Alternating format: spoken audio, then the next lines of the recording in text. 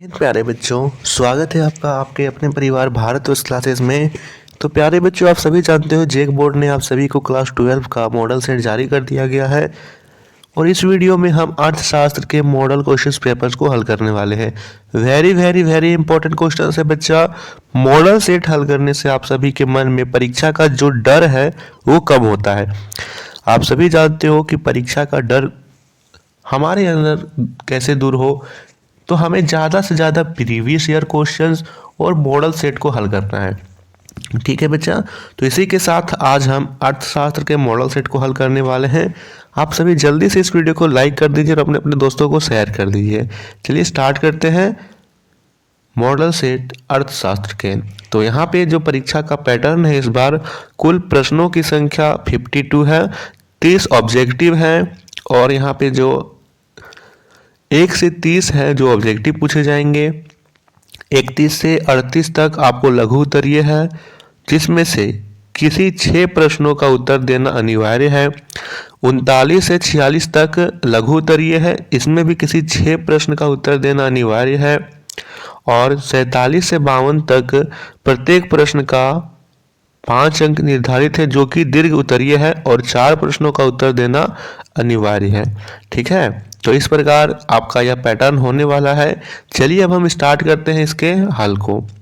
पहला प्रश्न दे रखा है, निम्नलिखित में से किस वक्र से संसाधनों के उत्तम विनिधान से दो वस्तुओं की अधिकतम संभावित उत्पादन संयोग को दर्शाया जाता है। देखिए, दो वस्तुओं की अधिकतम उत्पादन यहाँ पे हमें दर्शाना है, अधिकतम।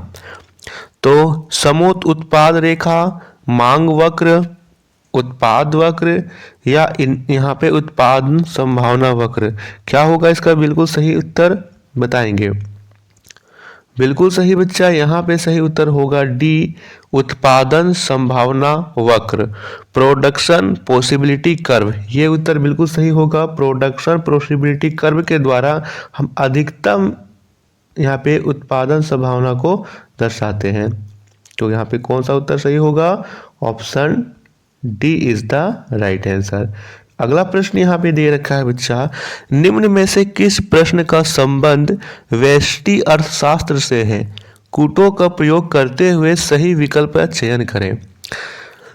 विच of the following questions is are related to micro economics? Choose the correct option by using codes.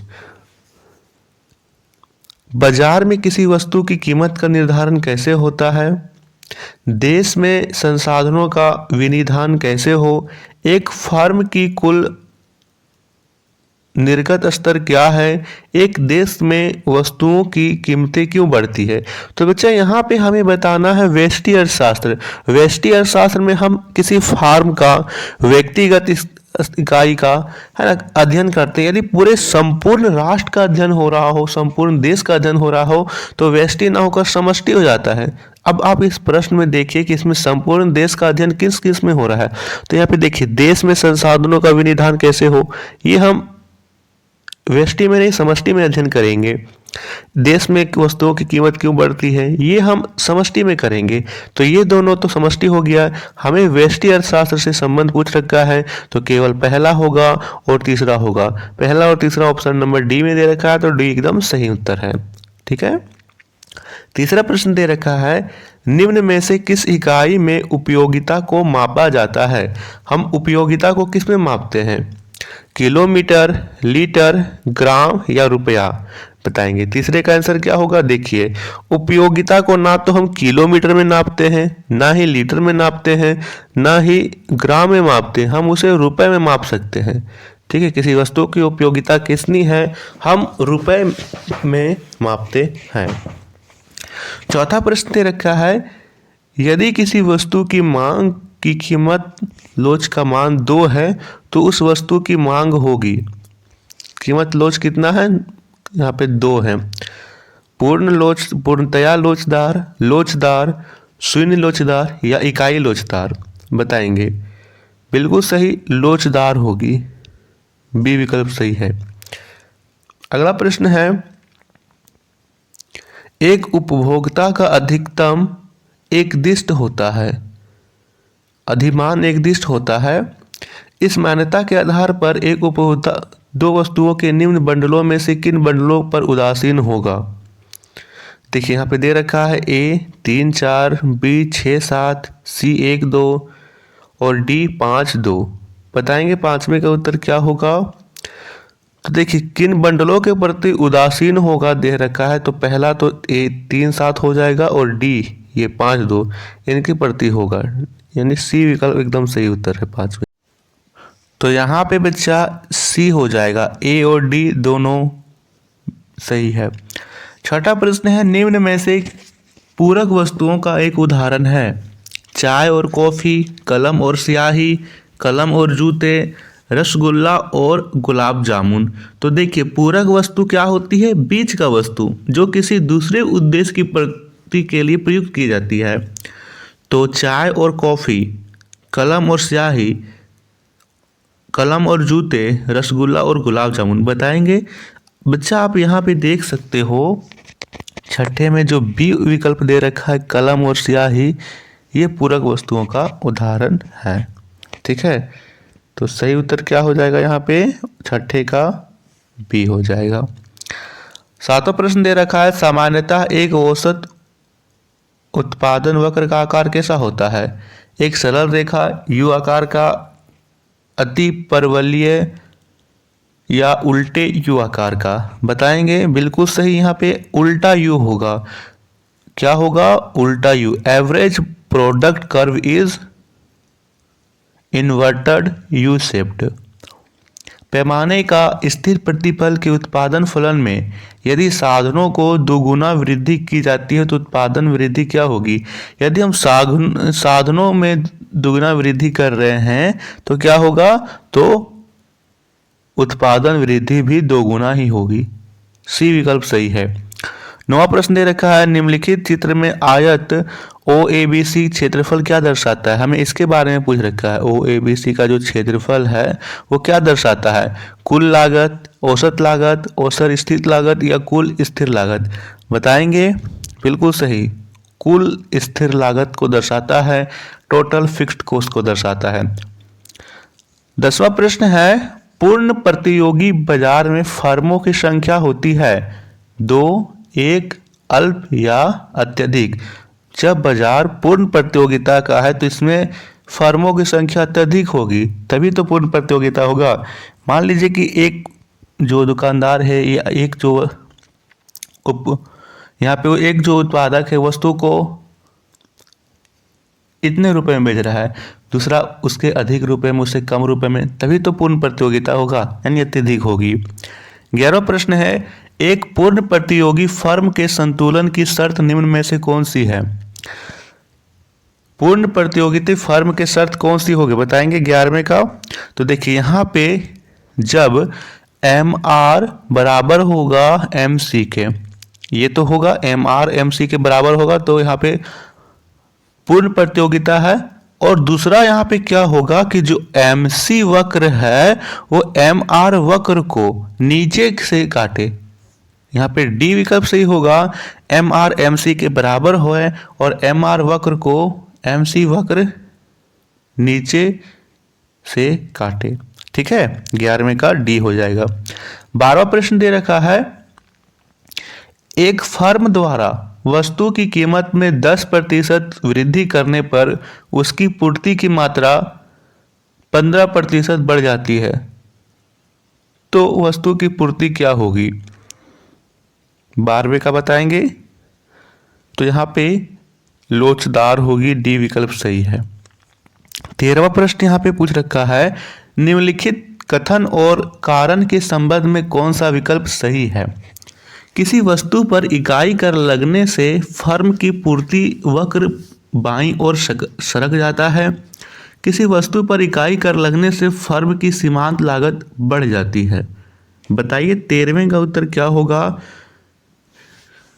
तो यहाँ पे ये कथन भी सही है और व्याख्या भी सही है, यानी सी विकल्प सही है। ए और आर सही है तथा आर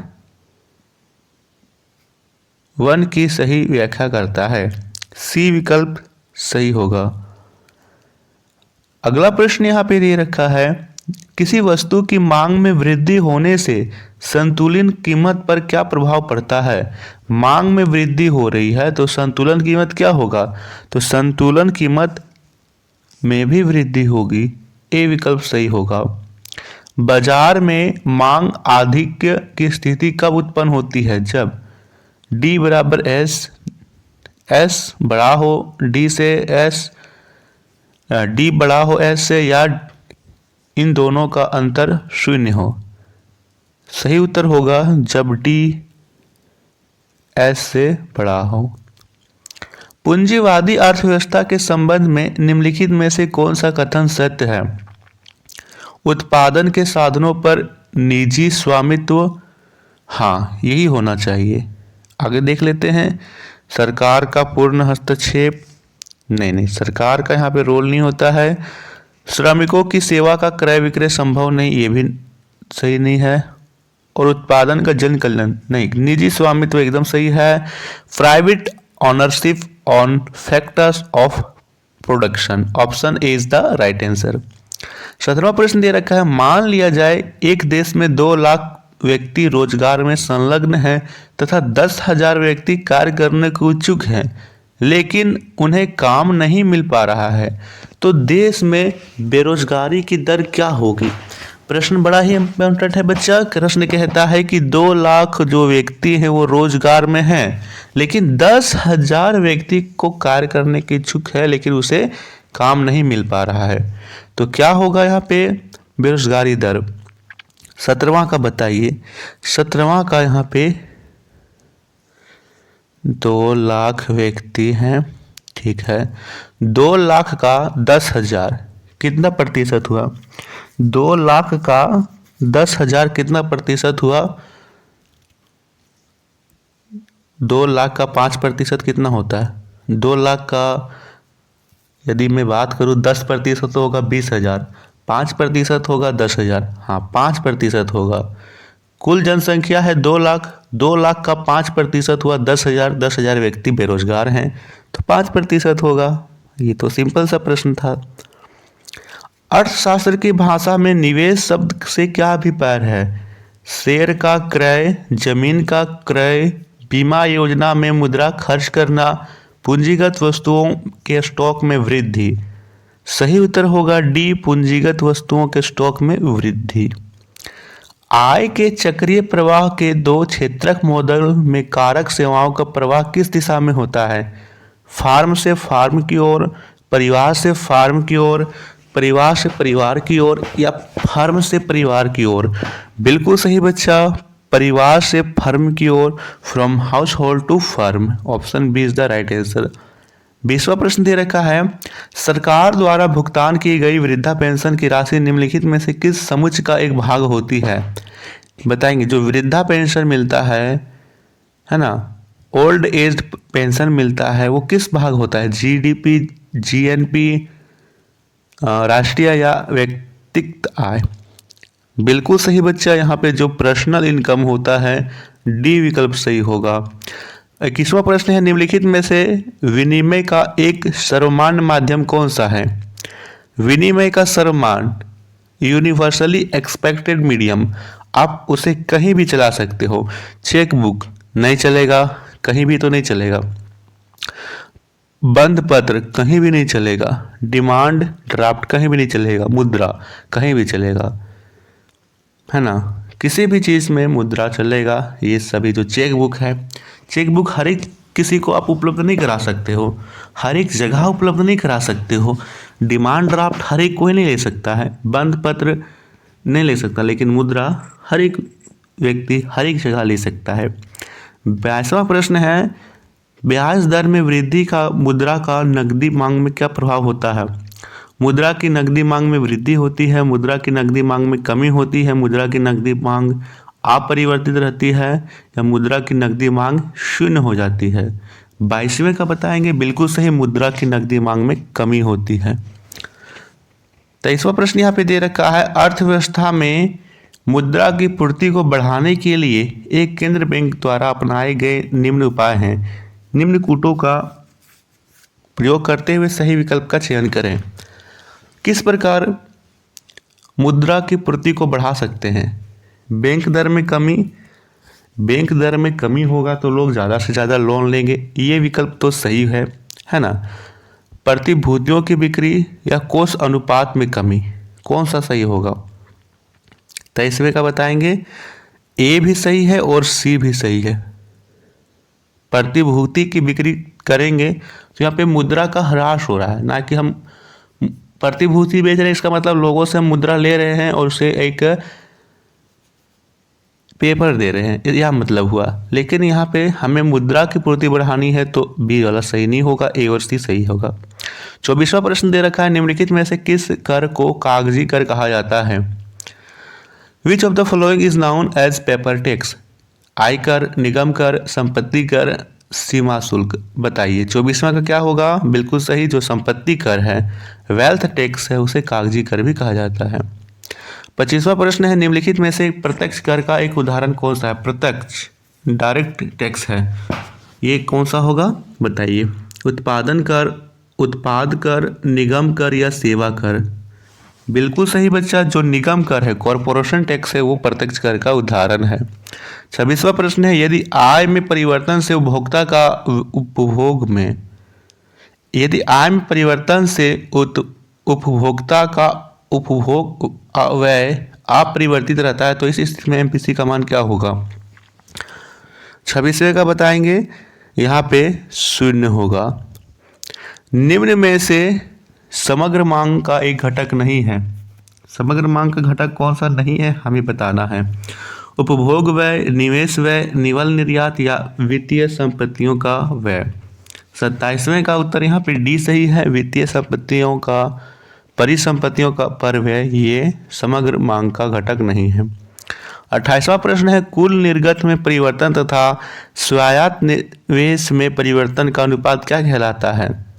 सीमांत की उपभोग प्रवृत्ति, बचत की औसत प्रवृत्ति, गुणक या फिर सीमांत की औसत प्रवृत्ति?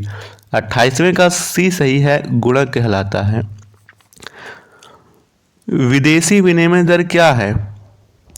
विदेशी विनिमय दर देशी मुद्रा की विदेशी मुद्रा में कीमत, यही है विदेशी विनिमय दर। Price of domestic currency in terms of foreign currency. अगला है, वस्तु एवं सेवाओं के अंतर्राष्ट्रीय लेन देन के संतुलन को क्या कहा जाता है? तो इसे हम व्यापार संतुलन कहते हैं, बैलेंस ऑफ ट्रेड। तो इस वीडियो में हमने 30 ऑब्जेक्टिव प्रश्न को किया।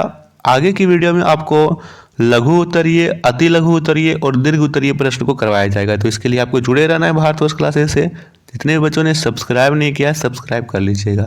धन्यवाद बच्चा।